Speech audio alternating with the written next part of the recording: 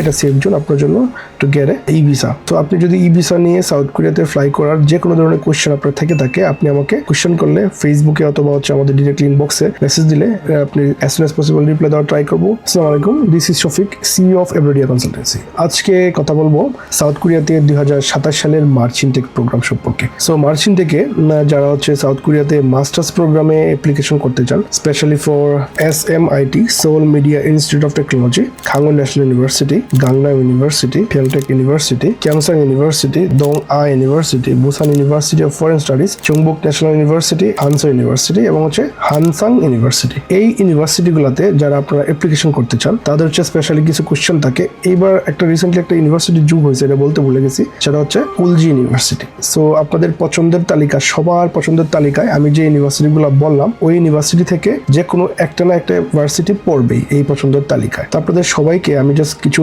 Guideline দিতে চাই। So গাইডলাইনগুলো first of all you have to check whether if you have any spelling mistakes in your documents. So আপনি প্রথমেই check করা লাগবে আপনার কোনো ডকুমেন্টে যদি কোনো স্পেলিং মিস্টেক থাকে, এটা এখনই রাইট টাইম আপনার এইগুলো সর্ট আউট করে ফিক্স করা। সেকেন্ড আপনার পাসপোর্টের এক্সপায়ার ডেট কি ঠিকঠাক আছে কিনা। যদি এক্সপায়ার ডেট মনে করেন যে উইদিন 6 মান্থ শেষ হয়ে যাবে, আপনাকে এখনই এটা রিনিউ করা লাগবে। থার্ড আপনার IELTS স্কোর ঠিকঠাক আছে কিনা। IELTS স্কোরের মেয়াদ অনেক সময় আপনি ভুলে যান, যদি IELTS স্কোর আগে থেকে থাকে আপনি ভুলে যান, হয়তো আপনার মেয়াদ কবে শেষ হয়ে যেতে পারে এটা জানেন না, ওইটা চেক দিয়ে রাখবেন। আর যদি IELTS না থাকে তাহলে আমি রিকোয়েস্ট করবো, if you have a good IELTS score then the admission chances and a opportunity to get a good scholarship, এটা সবসময় দুটো হাই থাকবে। এন্ড দেন অনেকেই জিজ্ঞাসা করেন যে ভাইয়া সাউথ কোরিয়াতে মাস্টার্স প্রোগ্রামে সর্বোচ্চ কত বছর যাবত স্টাডি গ্যাপটা অ্যালাউ করে। সো এইটা খুবই সিম্পল একটা কোয়েশ্চেন। আপনার যদি for example 5 year study gap রয়েছে, আপনি 2021 সালে পাস করেছেন, এটা 2026 সাল 27 সালে এরকম আপনার মোটামুটি 5-6 বছর হয়ে যাবে। তখন যদি আপনি কোনো একটা ইউনিভার্সিটিতে অ্যাপ্লিকেশন করেন,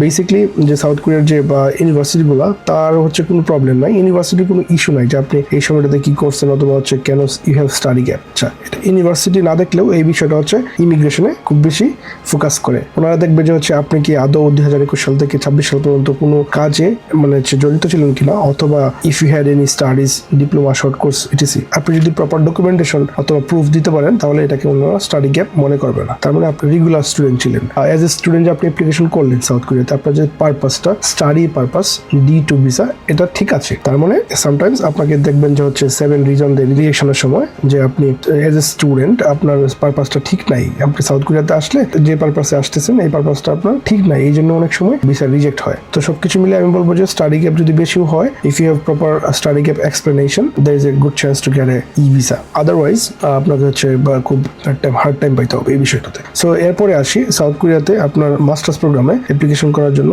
বয়সের যোগ্যতা আছে কিনা, অথবা আপনার জিপিএ কেমন রাখতে পারে। সো আমি বলবো যে আপনার বয়সের যোগ্যতা এরকম কোনো নাই, বাধা বিপত্তি নাই। আপনি যদি স্পেশালি 2000 সালে জন্ম হয়, ডেট অফ বার্থ হয়, তাহলে এটা ওনারা প্রিফার করে ইউনিভার্সিটি থেকে। বাট 2000 সালে জন্ম হওয়ার আগেও অনেকে ভিসা পাইছে। ফর এক্সাম্পল 1990 সালে স্টুডেন্টও ভিসা পায়, 95 স্টুডেন্টও ভিসা পায়, এটার কোনো বাধ্যবাধকতা নাই। তো স্টাডি গ্যাপ গেল, এজ গেল, এবং জিপিএ আউট অফ 4 যদি আপনি 2.6 পান, এটা সেফ জোন। মিনিমাম 2.6 পাইলে এটা সেফ জোন আপনার জন্য টু গেট ই ভিসা। তো আপনি যদি ই ভিসা নিয়ে সাউথ কোরিয়াতে ফ্লাই করার যে কোনো ধরনের কোয়েশ্চেন আপনার থেকে থাকে, আপনি আমাকে কোয়েশ্চেন করলে ফেসবুকে অথবা আমাদের ডিরেক্টলি ইনবক্সে মেসেজ দিলে আপনি as soon as possible reply দেওয়ার ট্রাই করবো। আশা করছি সবাই ভালো থাকবেন এবং দেখা হবে সাউথ কোরিয়াতে। এবং আপনাদের সাথে রয়েছি আমরা এভরিডিয়া কনসালটেন্সি। Thank you.